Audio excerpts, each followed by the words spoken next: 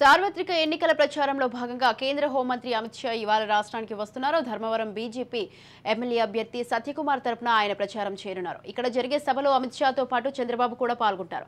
అలాగే కేంద్ర రక్షణ మంత్రి రాజ్నాథ్ సింగ్ కూడా ఇవాళ రాష్ట్రానికి వస్తున్నారు. జమ్మలమడుగు, ఆదోని అసెంబ్లీ సెగ్మెంట్లో ఆయన ప్రచారం నిర్వహించనున్నారు.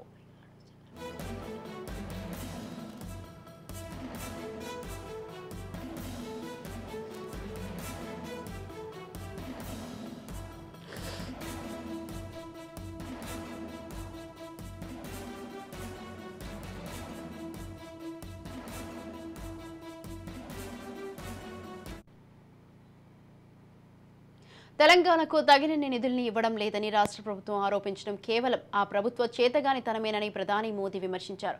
2 తెలుగు రాష్ట్రాలకు కేంద్ర పన్నుల్లో వాటా ఇతర సాయం మునుపెన్నడూ లేని స్థాయిలో అందుతోందని, ఇక 2004-2014 మధ్యకాలంలో ఉమ్మడి ఏపీకి పన్నుల్లో వాటాగా 1,32,384 కోట్లే రాగా 2014-2024 మధ్యకాలంలో తెలంగాణకు 1,52,288 కోట్లు, ఏపీకి 2,94,602 కోట్లు ఇచ్చామని ప్రధాని మోదీ తెలిపారు.